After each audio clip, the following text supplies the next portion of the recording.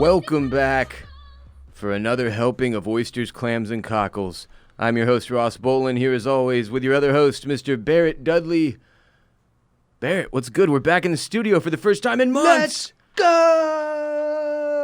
We're home! I probably shouldn't do that. I probably just blasted like a massive viral load all over this microphone. But you know what? Dude, they switch them out after every single person. That's true, exactly. They're gonna stay. There's an incinerator they installed in the studio. Thank you so much to Permanent Record for making us feel comfortable and safe and allowing us to be back in the studio. It's huge. It's just different, man. It feels different. It's nice to be able to look at you from 3 feet away. I miss smelling you. Yeah, and see your reactions live in person as I tell you about the crazy hijinks that are going on these TV shows. Because here's the thing, Barrett, and we both know this to be true. We've recorded every episode the last few months over Zoom, right? Mm-hmm. You and I can see each other on the Zoom. But everybody who's been using Zoom this last few months knows. When you're on a Zoom call, you stare at yourself. You don't give a fuck about how the other people look.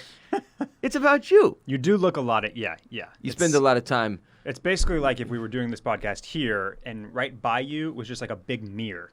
Yes. You know, I'd just be looking at the mirror. Well, look, I'm just interested. Yeah, I'm interested. I'm talking, and I've never seen myself talk before. I like to see what it looks like. Exactly. So that's been a fascinating thing for the past 3 months. It's good to not look at me anymore and look at you. I'll say that. I concur. I do concur. I wanted to start today by thanking everybody who's supporting the show on patreon.com/Oysters, Clams, Cockles in exchange for either 3 or 4 ad-free episodes a month, depending on which tier they're in, either the Crustacean Nation or the Mollusk Militia. You will notice we do not have any sponsors on today's show. No ad reads on today's show, and that's been kind of tough sledding this year with the economic downturn and all the uncertainty, obviously. So the good people of the Mollusk Militia and Crustacean Nation on patreon.com/Oysters, Clams, Cockles are legit keeping us in business today. Thank you to everybody there. We're really enjoying it. Barrett, last week we did our movie club, a throwback movie club on Interstellar. Yes, we did. Because this is Space Month again. It's kind of we moved from Robot Month to Space Month. I mean, I thought it was just going to be Space Week, but you were fucking wrong. But now we've got the Space Force show going that you're going to tell me about today, and you know, I just think that the SpaceX dudes, they're still up there on the International Space Station. I watched some of Gattaca. You watched some Gattaca. I didn't think there was much space in it. I mean, it doesn't take place in space. No. But there is a space element to it. Fair enough. Yeah. But yeah, I think it's just safe to say that June is officially Space Month. I concur. Yeah. Do you concur? I concur. Oh, good. You know what? One thing else I want to say, we obviously mentioned Patreon. Big shouts, big thank you. Thank you to all members of the Clam fam, though. And this part is for everybody because we're back in the studio. Oh, it feels so good. And because you are probably at home, unless you're an essential worker, which, again, shouts to you as well. Thank you for being out there. Thank you. One of the best ways to kind of to make sure you're watching the podcast is just throw it up on your TV screen because we're on YouTube. We're back on YouTube.com/Bolen Media. And I know that for me, without a commute, it's been more difficult to like make sure I'm staying up to date with all of my pods. Oh, right? It has been a very big. It was weird. But if I can put it on like a TV show, that's a much easier step than like you know point. because then you have it like then it's like a visual stimulation as well. It's kind of you have it on in the background. You can see us. You can look over if you want to. We're both so nice to look at here on the TV screen. Terrible to look at least. So you know. Find us on YouTube, man. YouTube.com/Bolen Media. It's kind of fun to watch us. Yeah, YouTubers. Sup. Which camera is it? I don't even know. Doesn't matter. There was something else I was going to... Oh, I've gotten... You know what? I think more and more people have figured this out, too, because I've gotten more and more Snapchats of people, like, watching old episodes of our show. Because, obviously, we were doing every episode on video before the old pandemic hit. I almost called it the Prandemic, which was really close to saying plandemic, which would put me in a group that I don't want to be in at all. But we were doing all those videos before, and then you know, we had to record remotely. And honestly, for y'all, the videos weren't going to be fun to watch because, like I said, little boxes, it was mostly us being vain. Right, yeah. Yeah, so now we're back, and it feels so good. The energy in the studio is still here. I was scared it would be gone, sucked out by some kind of pod demon. I don't know. No, the pod demon never showed. All right. Again, thank you to everybody on Patreon. Love y'all. Let's talk about Outer Banks to start, because you're still going. Oh, I'm still going, baby. Are you almost done? Yeah. I've been watching a lot of different TV shows. As we've talked about, we're in this kind of weird zone right now where not only are we trying to like expand the reach and the breadth of the podcast, but everybody's very scattered on and the ability for more people to listen. Yes, right, exactly. So, but everybody's also really scattered on shows right now, when these two things kind of go hand in hand. So I'm watching The Great on Hulu. I'm watching Dave, which I think we're going to talk about next week. Yeah, because I'm gonna finish out season 1. I'm watching Outer Banks. I'm still like doing a rewatch on The Office. I've got my Great British Baking Show on Netflix. I've got, so I'm all over the place. I'm checking out shit on HBO Max now. Dude, so I still haven't logged in. God, I'm an idiot. Making a note. I am still going on Outer Banks. I just got through episode 7 last night. And Ross, the shit's getting real. Is it? Yes. Have bodies started to hit the floor? Well, one main body is in severe danger of hitting the floor. And now I think it's safe to say that he does not, because it's John B, isn't it? Because he's John B, and he's John the star B? of the show. Yeah. Oh, they can't kill John B. Sorry. But Ross, man, this is Pogue life is getting real cray. And I want to, but so is Kook life. Because here's the thing, and you can tell me which one of these stories you relate to more, but I think this first one that I'm going to tell you about is very relatable for everybody who hasn't been in this situation, right? Sure. So you're a kook, and you owe a little bit of money to your family because you were supposed to buy the generators, but you didn't. Fuck off. Yeah, classic. Because you're a degenerate. Classic kook behavior. So what do you do in this situation? You're a degenerate. So what do you do in this situation? Well, I'll tell you what you do. You go to the coke dealer that you know down the way. Right. And you break one of the 10 crack commandments, and you get a bunch of blow on consignment. Oh, God, I love where this is going. But then, and you're going to sell it, right? You're going to sell it to all your kook friends to make the money back and buy the generators. Coke to the kooks. But then you take it to a big party, and everything's getting cray, and the honeys are bopping. Oh. And you just do all the coke with your friends instead. You watch One Too Many Thursday Lines videos on Instagram at the party. Everybody's way too excited, and then the next thing you know, the bags are all gone. Yes, yeah. And now you are really out on a limb. You are up Schitt's Creek without a paddle. You have not paid for those drugs, Barrett. Because you have not paid for those drugs. Now and you've snorted them all. Now you cannot sell the drugs either. Never get high on your own supply, man. That's no one of the consignment, no rules. get high on your own supply. Come on, these this are guy easy clearly ones. is not educated. Listen to Biggie, dipshit. So what happens? Well, you got to try to steal now from your rich dad to go pay the drug dealer. Oh. Forget about the generators. Yeah, just keep digging that hole, baby. Your dad catches you stealing, though. Oh. And so he has to drive your dumbass over to the drug dealer's house, whereupon, classic dad move, he throws the money at the drug dealer and then beats the shit out of the drug dealer. Mistake. So, tell me your story that went very similarly to that, where your dad had to go beat up a drug dealer. It was pretty common that I'd get home and I'd be so just whacked out of my mind on the cocaine I was supposed to sell that I didn't, that I got on consignment, and my dad would say, damn it, boy. Tell me who gave you these drugs. And I'd say, Dad, no. And he'd backhand me once. And then he'd drag me out to the car and he'd drive me over to the drug dealer's house. Yeah. And then he'd throw all the money at the drug dealer. And I'd say, we don't even owe money. What are you doing?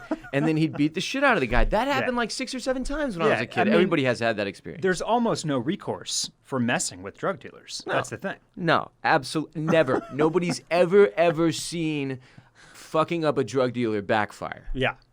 So that's really like the that was the standout moment from these last few episodes. But I will just say it is a lot of fun. The show is very clearly set up in this very soapy way, and a lot of the things that are happening are even like they're not ashamed of this. They are framed in a way, and the twists and turns are pulled straight from a soap opera. Like cheesy shit. Yeah, like, oh, the really nice rich dad is actually like the big bad guy who's evil and up to no good.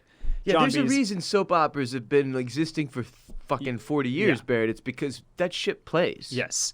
And I also got to think like Laura just kind of casually mentioned that she felt like this season was only set up to be like a 1-season show. And that's absolutely not the case. Okay. The main reason now that I'm seeing that they made these kids like a little too young for this story. The reason that they're all 16 instead of already 18 is because that gives them an extended runway for seasons 2 and 3 as they wrap up high school. That's interesting. I wonder if, and now you've been watching, so is this a possibility with you having a little bit left still, correct? Mm-hmm. Do you think it's possible that they also could play with that by not, if they start filming season 2 right now or whatever, well, these kids look like they could be anywhere between a good range, right? Yes. Do you think that gives them the ability to time hop at all, or will they go year by year, sort of? They certainly have the flexibility to do kind of whatever they want. do that if they wanted to. Well, that's nice. Because all these kids are like 22 plus, so they could jump. Yeah, they could jump ahead if they wanted to. It's just going to be interesting to see what they do, because this was clearly. There's no way they could have anticipated this was as big of a hit as it is. Yeah, I think that it's Netflix. They have so much stuff in the pipeline. They're putting out so much content that I think they know that something's going to hit. Something's going to hit. Yeah, but this is a pretty random one and to end up being like top banner. Is whole it though? World watching it's a bunch of hot 20-somethings pretending they're in high school with a soapy with a soapy plot. Like, yeah, it's pretty much catnip to like. I guess a lot of people. That's the thing that's hard for me to grasp still about Netflix is that. Like, that's an MTV show, right? That's a show for MTV or one of those other channels that would serve up, like, there was a million, The Hills, shit like that. That's, like, kind of what this fits into in my brain, right. That little demo right there. And it's still sinking in for me that Netflix can literally do whatever the hell they want. So they can do any genre because they have what was the customer base we looked at? It's like, I don't know. 17 billion or something like that. It's like 18 planet Earths. And much like you can mess with the 8 different levels of the robots on Westworld, right? You can play with each of those individual levels. Netflix can also do the same thing. So it's weird because they've got like on this show, one of the things that kind of strikes me is that this is in a lot of ways some of the elements of this story, like the treasure hunt and like the rich kids versus the poor kids, but obviously there's a crossover, and you've got a little bit of the love dynamic between the poor guy and the well-to-do girl, right? They're like crossing the boundaries and like little Romeo and Juliet action there. There's this storyline where they're kind of like a lot of the friendship and treasure hunt aspects of this show feel almost like Disneyfied in a way. Like very like young, kind of family oriented. Sure. At the same time, that's because the Goonies side of it. Yeah. Yes, exactly. But at the same time, because it's on Netflix and because it's not, pinned down by any network parameters, right? They can also have a bunch of cursing on this show, so the kids can like talk like they're actually kids, like they're young kids. Because that almost so they became can drop like F-bombs and like get mad at each other. Like there's this. Outer Banks is especially interesting because it's definitely got some like family-friendly aspects of the show. Right.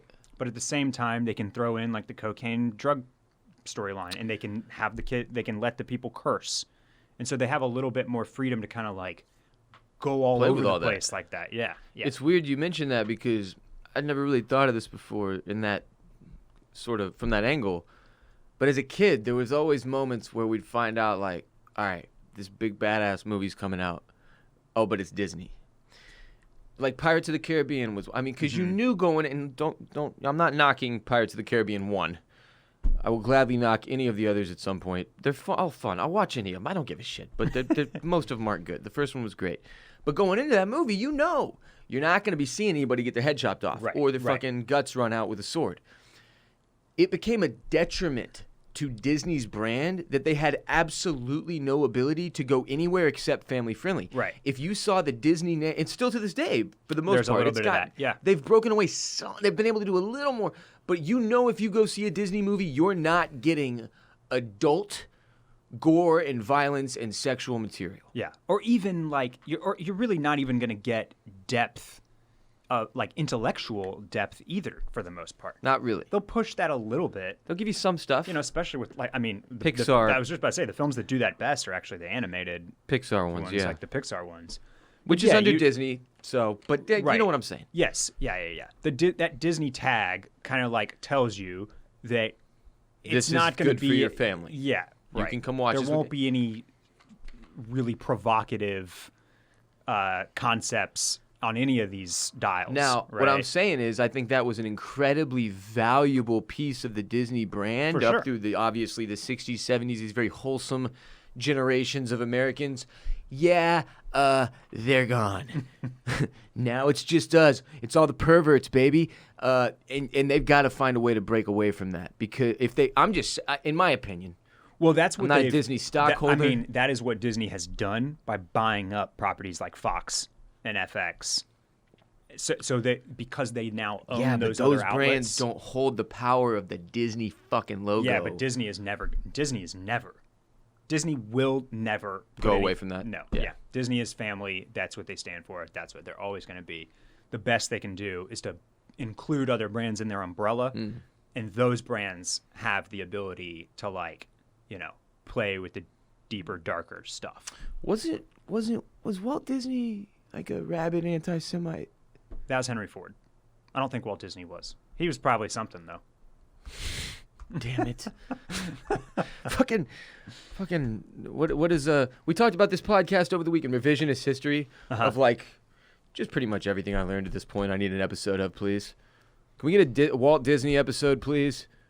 Yeah. Thank you very much. Well, I'm glad to hear that you're still enjoying Outer Banks, it's very, which you call OBX when we text. It upsets me a great deal. Yeah. I'm ready for a little OBX vacation after watching this whole thing. I mean, it just want to get out on a boat, man, and cruise the shoreline. Oh, okay. Apparently there's no truth in the claim that Walt Disney was an anti-Semite. I apologize to everyone who I just ruined Walt Disney for momentarily. Actually, you know what? I'm just going to... Look, I have no idea about Walt Disney. Better safe than sorry. Go Google it. Do your own research on Walt Disney. Yeah. I do know this. Once Barrett and I were at a Kanye West concert together, and Kanye said, "Did Walt Disney ever have a bad bitch like I do?" And I remember thinking to myself, nope. He didn't. Not that you know of. No, not that we know of. He could have just kept it to himself. Walt Disney wasn't, he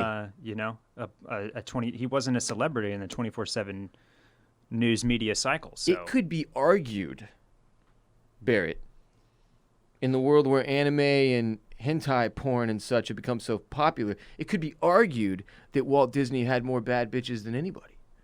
They were just animated. Jasmine was fine. Moving on from Outer Banks and whatever this just was that I've done to the show today. Space Force. Thank God it's not me for once going off the deep end. Hey, see? Dude, I've owed you one for a while. Now it's me today. I want to talk about Space Force for a second. Yeah, it is Space Month, as we've said. Let's get into some space talk. So Netflix did this show, right? It's Steve Carell and Greg Daniels produced and written, starring Steve Carell and a bevy of stars that you would expect to be in a Greg Daniels project. Sure. I'm going to pull up the IMDb while we talk as well. I am now 3 episodes into Space Force. There are many... John Malkovich is in every episode of this show and is a main character, which is shocking considering how silly this is. Ben Schwartz is in it and has a name in the show I can't pronounce still. There's a bunch of great characters. Tawny Newsome, who I'm not sure I've seen in anything before, is Captain Angela Ali, and she's been phenomenal in the few episodes I've watched. Lisa Kudrow is in it, albeit not very frequently. I'll just put it that way so far. She plays Steve Carell's wife, who is in prison. Okay. And I do not yet know why she's in prison, and I cannot wait to find out. It's some white-collar crime that's going to be hilarious. But the premise of the show is this. Space Force is being formed, and it's almost a present-day Donald Trump sort of as president situation. They make all these sort of, like, connections to that reality, like... Yeah, Space Force is about to be a thing that exists. He's announcing it via Twitter or by a tweet in 2 minutes. So, like, jokes like that, connecting it to the real world. He has, like, these hilarious text conversations with the POTUS at different points that are just, like, it's clear that they're using Trump as the archetype here. And Steve Carell plays General Mark R. Naird. And the first thing about this show, when you watch the first episode that's very strange, is the voice Steve Carell has chosen to play General Naird with.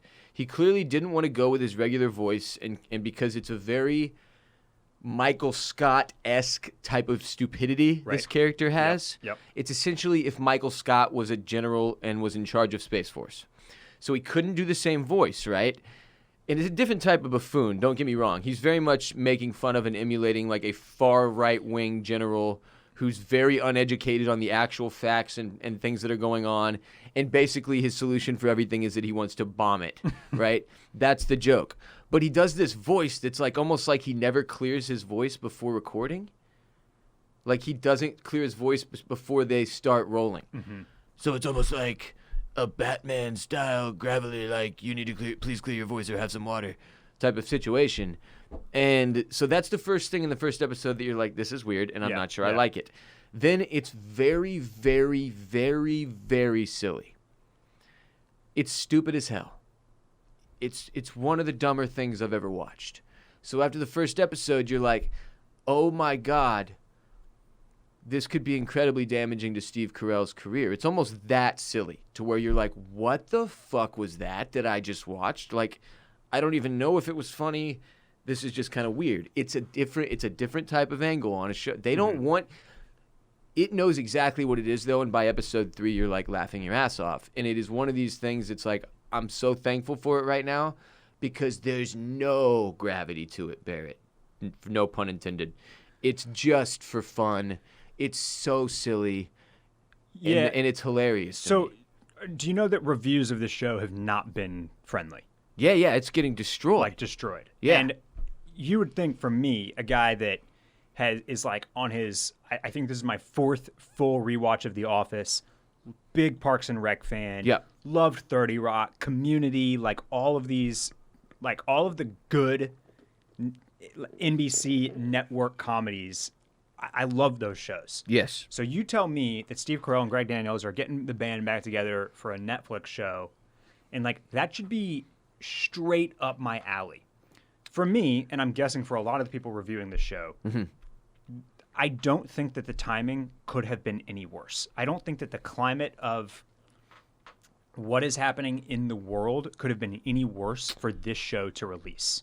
Couldn't have been. Because I mean, it could have been. Let's not get it twisted, Barrett. It could have been worse. It could be worse. It could always be worse. That's what we're trying to prevent. Yeah, but the two things that are happening are right now with the pandemic and the new civil rights movement are like they are so, weighty. They're so severe, basically, that like anything that is even like a satire of the government or Trump right now feels like it's not funny anymore. Yeah, like I just don't have the headspace for it, right? Sure. Like it, yeah. So I have not watched this show. The second thing I'll say is just to talk about something that we've, I think, touched on a little bit over the last couple of years, maybe even over the last 3.5, really. But like, man, it is so hard to lampoon the Trump administration. Like the everything that he does and that they do is already so like kind of outrageous and never before seen, really unprecedented, headline worthy. That I mean, we've just straight up have never had a president do the things that he does. Yeah, and so it's almost like impossible to do like a biting satire of. And it's not that. So I'm glad, and that's good. The fact that they haven't kind of brought that in too much. They're just focusing specifically on the silliness of the concept of Space Force. It's just the silliness of the concept of Space Force, which, man, oh man, I still totally agree. Bad timing. I think for a lot of people, they can't even laugh at anything that would be related to the government right now. I think that is probably why, because it sounds like you're enjoying it, and I feel like. It's also because I'm not playing with you. That first episode, you walk away like, what the fuck is happening? Like, it's very silly, bro. Yeah. And I certainly appreciate anything that's like, escapist. Like, I always think that people need this type of show. This is the dumbest shit. To just kind of like turn your brain off and give yourself a little bit of time to melt and chill. I'm telling you, man, I don't think I laughed out loud once in the first episode as I was sort of adjusting to this humor. And I'm now thinking about episode 2, which is, I'm just going to give you a little bit of it, like no real spoilers.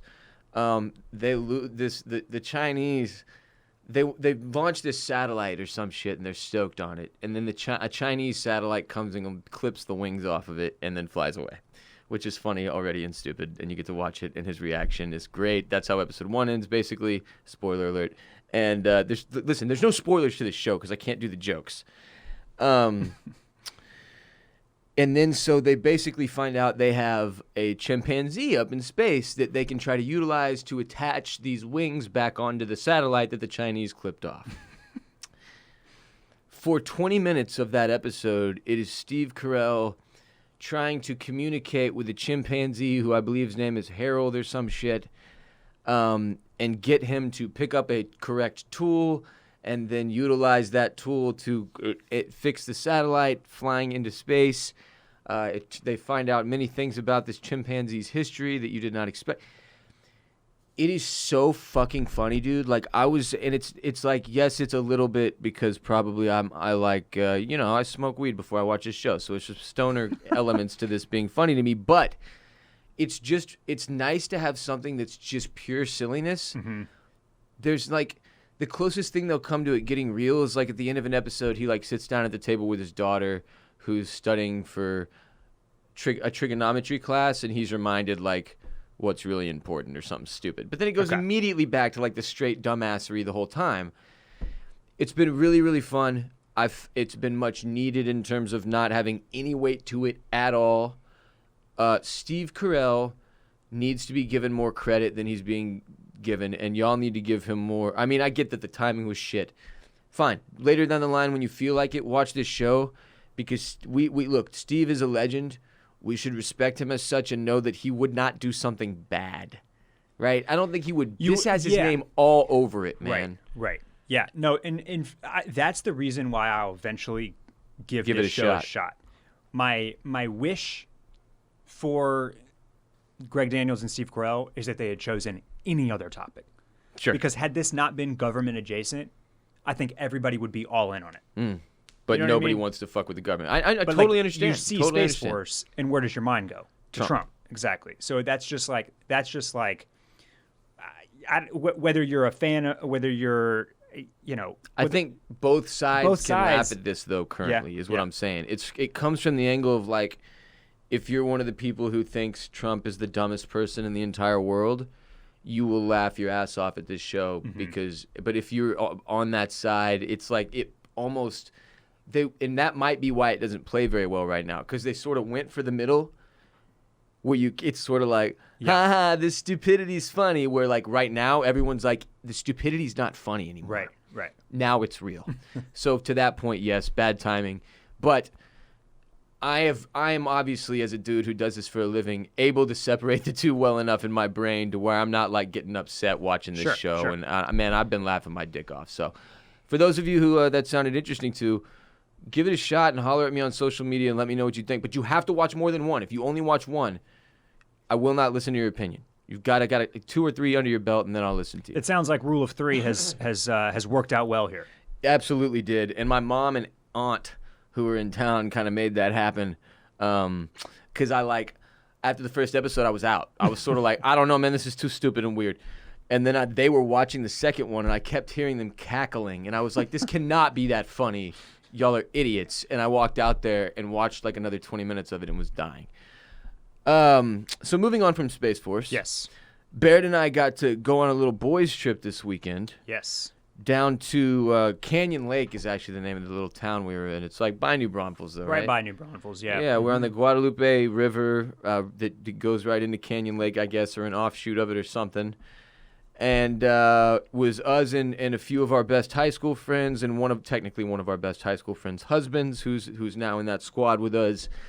And we had a blast. It was a great time. But one of the things we did on this trip One of the things that we had been planning to do on this trip. For a very long time. This was on the itinerary from the get-go. From the get-go. From the inception, get-go. Yes. Yeah, oh, and let me say this, by the way, because I never really spoke to this on this show, and it's sort of a weird thing to not touch. So, like, I got divorced sort of in the midst of the pandemic. It kind of got, like, swept under the rug, man. We never really talked about it. So in that process, like, these guys were like, we need to go do something around Ross's birthday. This past weekend was my birthday on Sunday. I turned 33. Thank you to everybody for the happy birthdays. And it was fucking awesome. But part of the thing for planning that weekend was we were going to watch this movie called Haggard. Some of you may have heard of it. It was, and we'll get into that in a second. But we were planning on watching Haggard. And this is a thing because we watched it in high school constantly. And it was among the in the same sort of vein as in Space Force almost. Totally different. I'm just kidding. In terms of production value, especially. Very, very silly and stupid, but like one of the funniest things we had ever seen in our lives. And it became like sort of this cult thing. It has a cult following, very much so. Yep. Guys in the grade above us also latched onto it at one point, or might have been the ones who tipped us off to it. I can't remember which way, who deserves credit. I feel like we deserve credit no matter what. Point being, it had been probably what? How many years since any of us watched this movie? At least 10, I think. And keep in mind, I don't think we ever watched it sober. I'd pulled up clips of it before on like YouTube. Sure, so would I, of my favorite parts and shit. Mostly like the refrigerators and the Freon. Refrigerators. Okay, dude, it's still really funny to me. But, for 20 minutes, it's still really funny to me. Well, and regurgitating and like redoing the lines is really fun. It's still great. Many of which we can't do anymore. Not for racist reasons, I'll say that. Mostly for weird, homophobic, strange reasons like that. Yeah. There were some lines where we were like, the hell did he just say? Yeah, it was, yeah. There are definitely some moments in the show where it is very obviously from 2003, and they make you cringe big time. It's 17 years old. Yeah. 17 freaking years. I almost said 27. Jesus, my math. But not my strong suit. So I mean, it held a very special place in our hearts, and it was this great piece of nostalgia that we were really looking forward to revisiting. To that point, we may have overhyped it. Yeah, a little bit. We may have built it up romanticized it a bit too much, perhaps, and maybe underestimated just how old we all are now. Yes. Because I think that's a key piece of it. Because it should be noted, we really started to struggle, especially at the beginning. Folks, so point is this.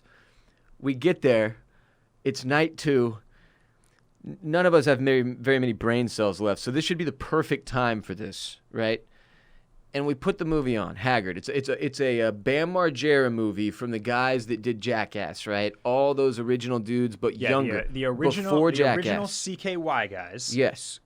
Which inspired, and if you don't know the CKY videos, you can look them up, but they were inspired pre-Jackass. Jackass.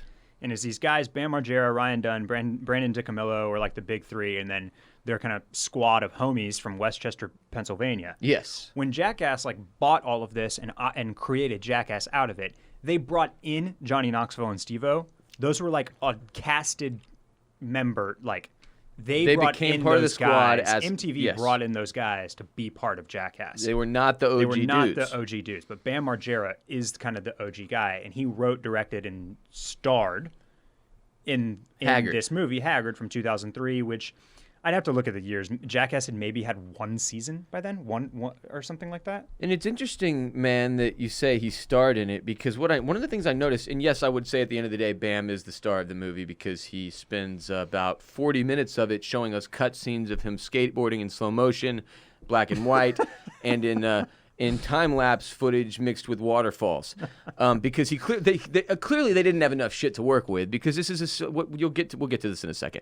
But what was I going to pull up? Oh, the other guys that are like, okay, so Ryan Dunn could arguably be the main character too, right? Yeah, he's kind of the main character too. Right? But Bam, it becomes also clear with like a little bit more wisdom and a little bit more worldly knowledge I mean, it's not surprising that his life has devolved because he was clearly like the most narcissistic person in the squad. He was too famous for too young, and it got weird for him too early, and the drugs and the alcohol and yeah, he looks fucking terrible. We looked up a picture of him in the middle of the movie, and we were like, that might have been one of the things that like harshed the vibe. We were like, ew.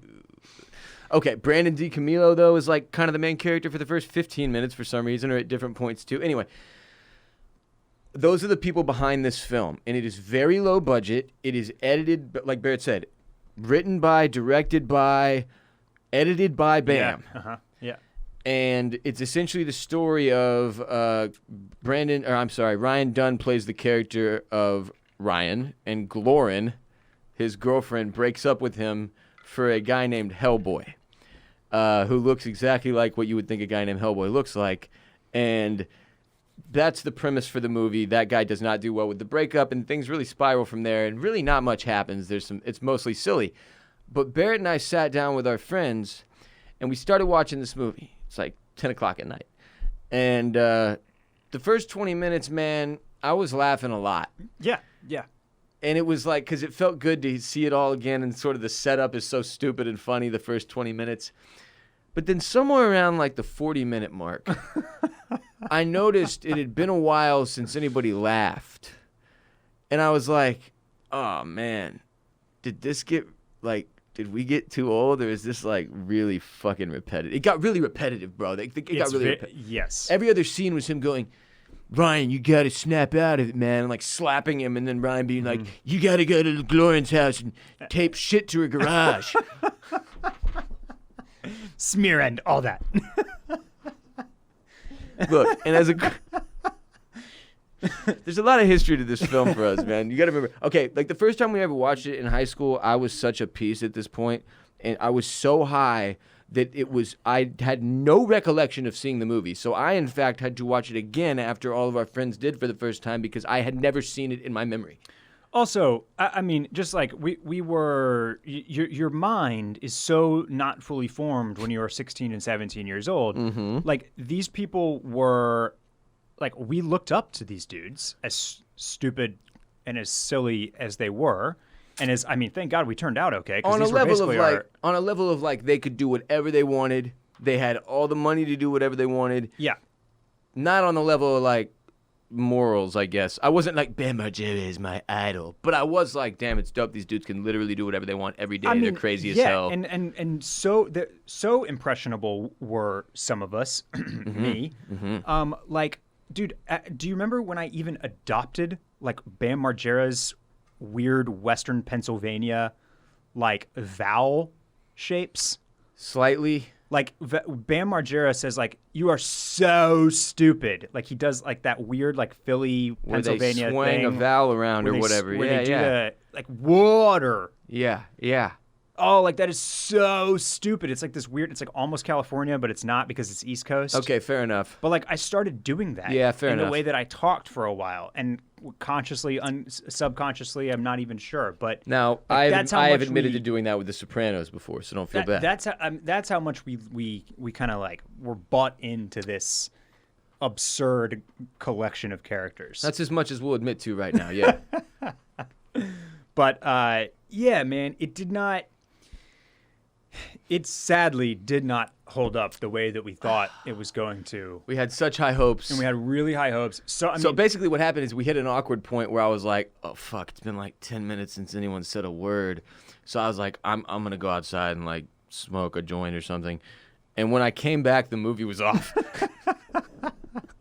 And I was like, yo, did it end? I thought there was like 30 minutes left. And everybody was kind of like, there was a level of defeat in the room. Mm.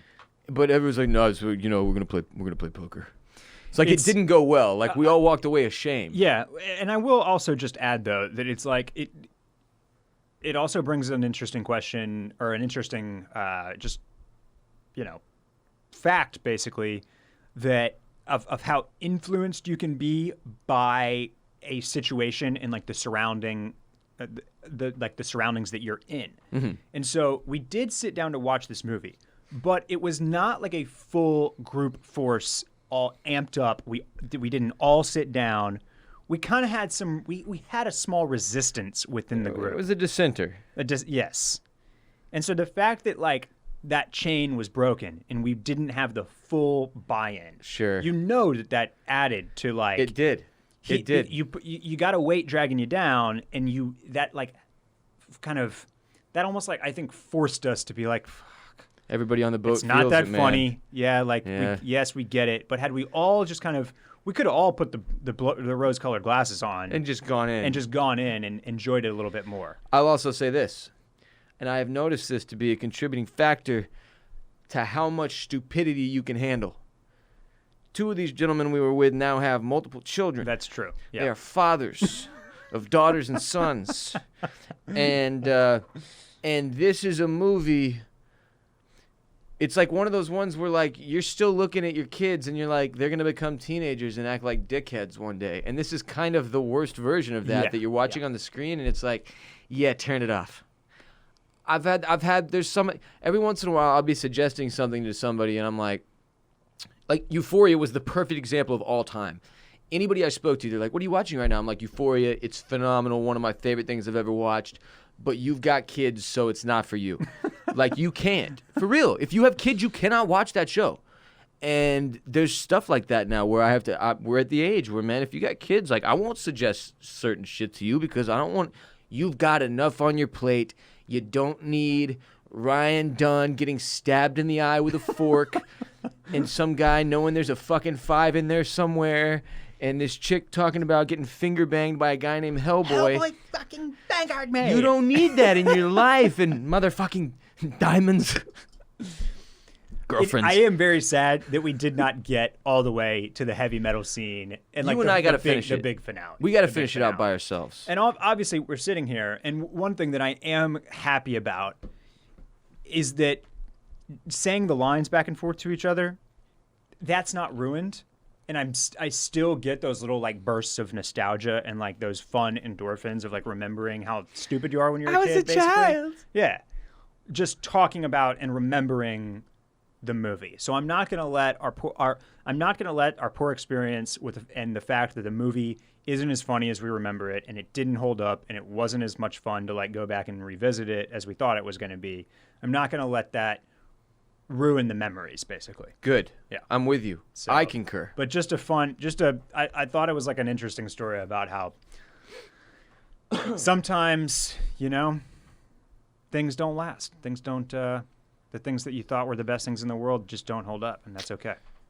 Stay golden, pony boy, Yeah. or whatever. Hey, before I forget, so Netflix had 69.97 million United States subscribers in the first quarter of 2020.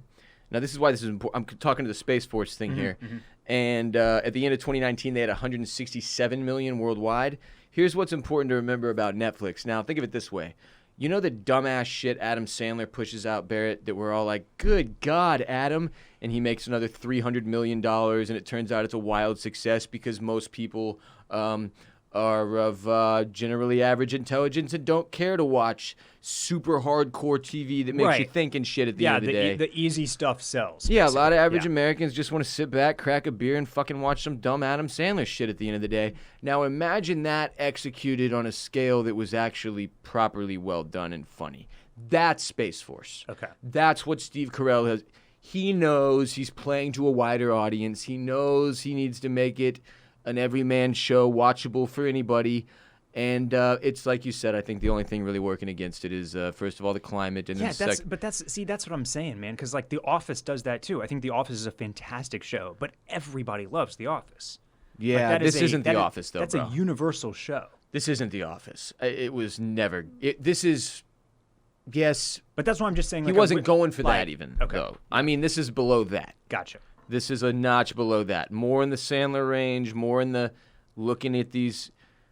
How many figures are in a $300 million deal? Mm-hmm. Nine figure deals. 9 figgies. Yeah, those are enticing when you become Steve Carell and you've done a lot, dude. Sure, I get it. You're going for the money, and frankly, if he's going to go for the money, and that's fine. Everybody's got to get paid, man. And Space Force might be good enough for me for that to count. So anyway, Haggard, not so great. Yep. Did we want to talk a little bit about the best like trip and travel movies today? Yeah, let's talk about a few. Just based on our trip this weekend. Our boys' trip, our bros' trip did make me think about just like trip movies, friend movies, that type of thing. Sure. One I especially wanted to bring up was American Pie 2. Why 2? Because American Pie 2 is the one where they come back from college and they all go on like this like trip together. It's like the gang is back together, Right. but they're all different now because they're all at college. Okay. And it's the fallout from that. You got the relationships that are kind of there but aren't really Things anymore. are different, man. Things Everybody's are different. changed a Everybody's little, man. changing. People are lying about their sexual partner numbers. Oh, man. But at the end of the day, the one thing that remains the same, and it's the most important, is that we're still trying to have sex with Stifler's mom. Yes. And so it's just. I believe, by the way, this is not a joke. My aunt that lives in Los Angeles is friends with her. Oh, that's Coolidge, Jennifer Coolidge. Yes. I believe. Yeah. They met like in an improv class like 20 years ago, and they've been friends ever since, or some shit. Yeah. Some insane story like that. I'm not joking. That's Stifler's awesome. mom. Yeah. Random as fuck. So We should probably try to get Stifler's mom on the show at some point. I don't know why that never clicked. Yeah. Yeah. I'll holler at my aunt. Of Legally Blonde fame as well. Indeed. Yeah. Snap, pop, and drop, or yes. whatever the fuck. I got close. That was a good effort. I mixed in like a rap song with the actual thing I was going for. So American Pie number 2 Okay. certainly came to my attention, or certainly was brought to the forefront of my mind. Oh, They're sure. also on like a beach, right? It's like they I can't remember where they go, but they're near the water. Is it America? In America, or do they go international? They do not go international. Okay. It's American Pie, Ross. Oh, good point. Get It's your not head- get your head international on straight. pie. What came up for you? What? The first one I thought of was Joyride Okay. with Paul Walker. Dude, shouts to Paul. Do you remember that movie, dude? Oh yeah. Yeah. This is the one with the 18-wheeler that traumatizes them and attacks them. Uh-huh. First of all, rest in peace to Paul Walker. Yeah. Yes. Fucking dude, this is and his brother or whatever is the idiot from from that Jack Black movie, Saving Silverman. Remember Saving Steve Silverman? Zahn. Yeah, does Steve Zahn deserve my respect to know his name? Yes. Should I have known Oh, yeah. that? Uh-huh. That's my fault, Steve. What else is he in? Why did I just poop on him like that? He owes you owe him respect based off Saving Silverman alone, bro. That's fair. That's fair. Well, he plays Fuller in Joyride. That movie was pretty scary, dude. Like I think we saw it in theaters, and it just gave me anxiety. Anyway, that's the first travel movie that I absolutely would not have thought of, and I'm just joking. When I think of like travel and trip movies, though, first of all, The Trip is a movie that you don't even know what I'm talking about. Right now, do you? I don't. So The Trip is one of my all-time favorite movies ever, in my top 50, and it's, I've heard of this. I've never seen it though. Yeah, it's British, right? It's British. It's Rob Brydon, and why is the other dude's name? Steve Coogan. Steve Coogan. Thank you. Yeah. And essentially, in the first one, they go to what is it? Italy's the second one. The first one, where the fuck do they go? This movie reminds me of Sideways, just from like the description. Yeah, just from the the layout of the Okay. setup. It's a restaurant tour of the north of England in the first one, okay? And that's the premise. It's these two guys, these two friends, comedians. They play themselves, sort of. Steve Coogan is Steve Coogan. He's famous. They grapple with these very real things about life. It's very deep and it's intellectual and it's a movie about two friends on a journey. They include this unbelievable footage of the northern England, and which is an area I was previously pretty unfamiliar with personally. I've never been across the pond, unfortunately.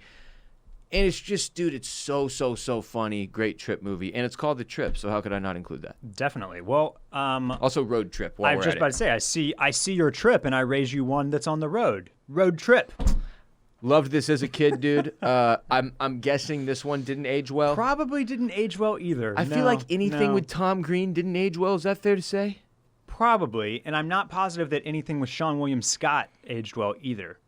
Also probably fair Although to I haven't say. revisited anything. I haven't even revisited Role Models recently. But and I don't know how the American Pies actually hold Well, up.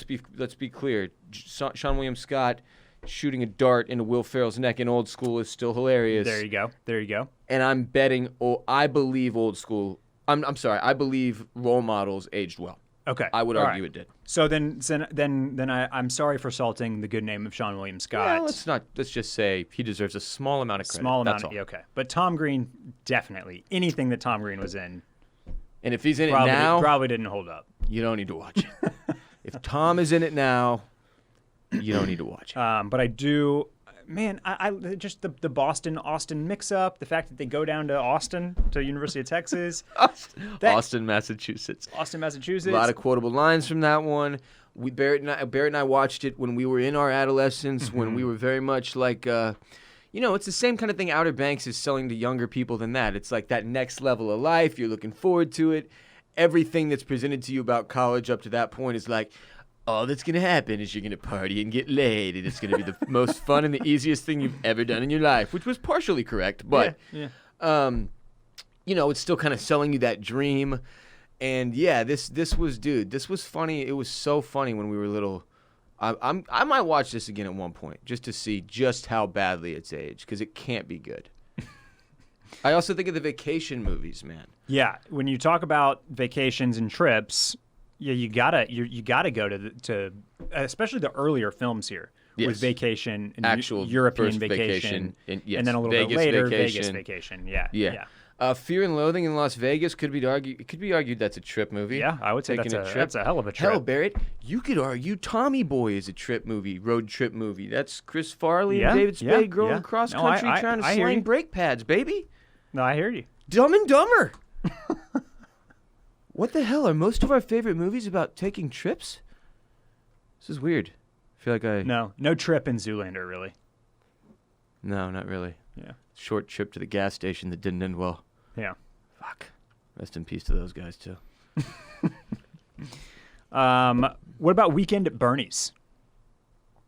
It's been a while since I've seen that. That's a weekend trip movie. It's a weekend, head out to the Hamptons. It's also that's one that I'll catch on. Deal with your dead boss. I catch them on TV every once in a while, dude. Them carrying that dead dude around is still funny as hell for some reason. Mm-hmm. Like that's about the most simple version of physical comedy you could do, but something about a limp body with sunglasses on is hysterical. Yes. Yeah. Don't know why.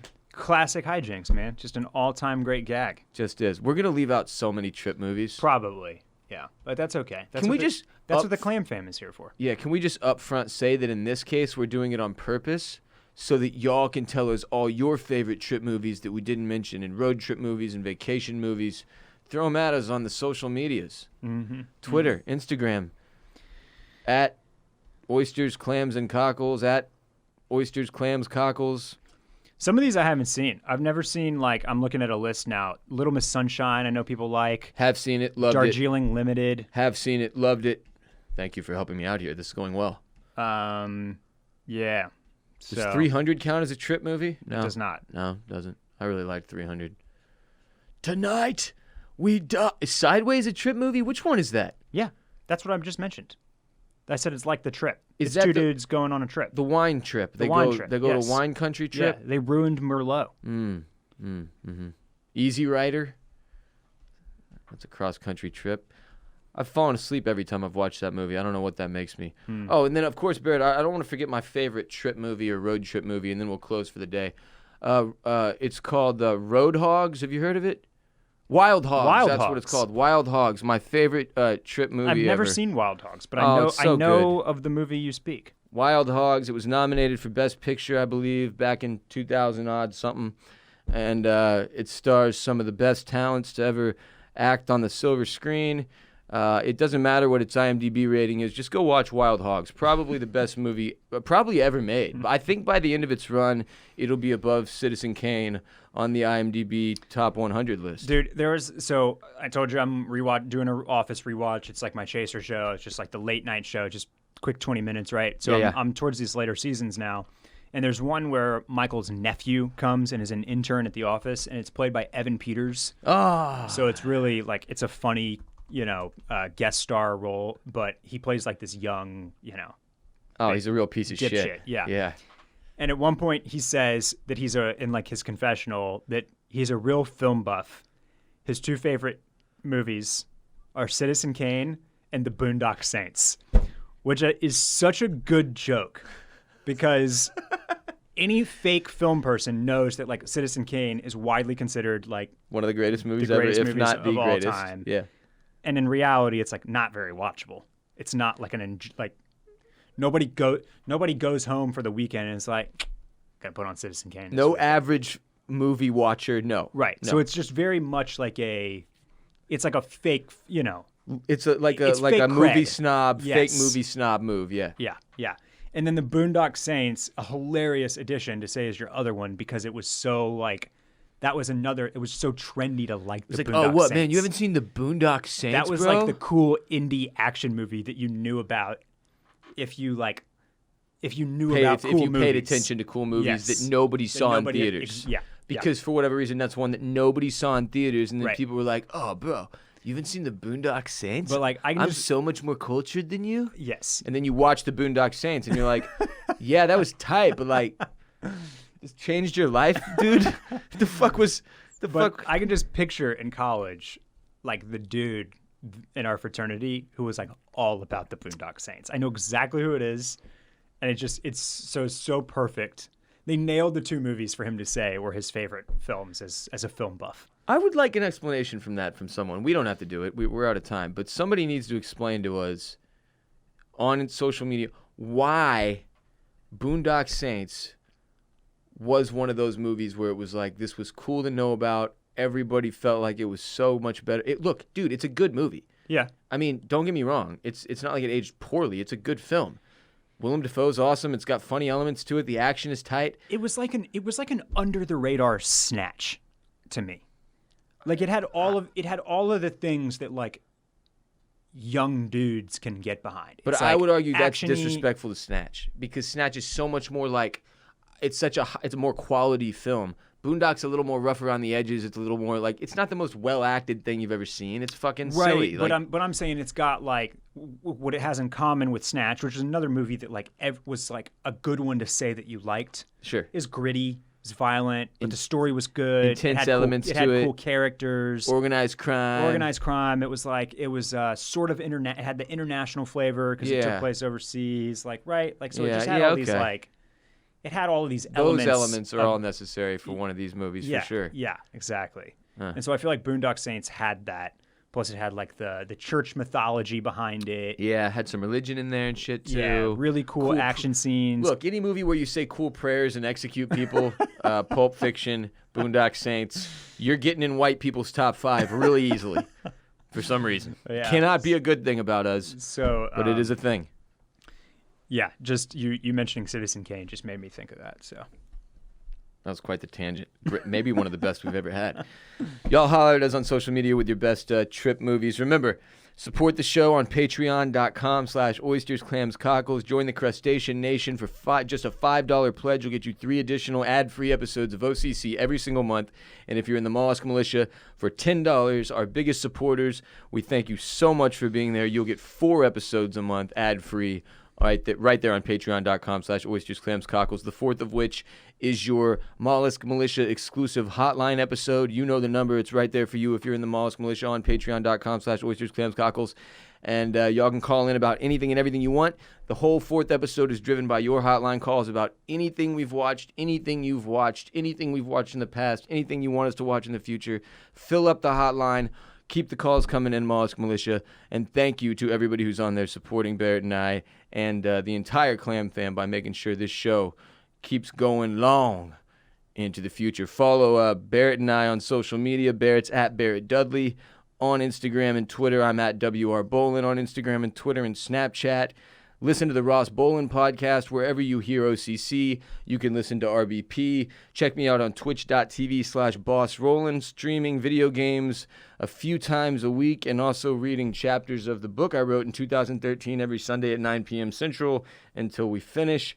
Those are also available on youtube.com/BolenMedia, where you can find full video of today's episode, by the way. Welcome back to us, Barrett and I now waving and doing strange things. No, you have to do it again, Barrett. We're back. Finally back in Permanent Record Studios. Very excited to be here. And again, thank you to the Barretts doing the robot or something strange now.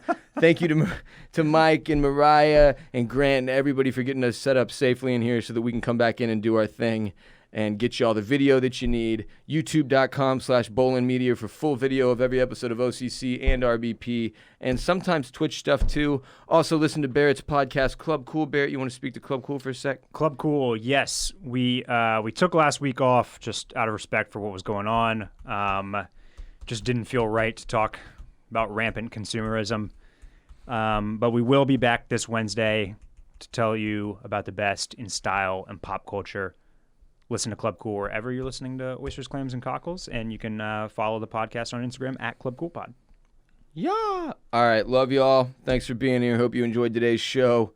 Holler at us on social media with your feedback on sort of the new direction we're taking things, where you don't have to watch 9 hours of TV and movies every week to be able to keep up with the show, and share OCC with your friends and family. Tell them about us and what we do here, talking TV and movies every single week on Apple Podcasts, Spotify, and SoundCloud. Until our next helping, adios, muchachos. Bye.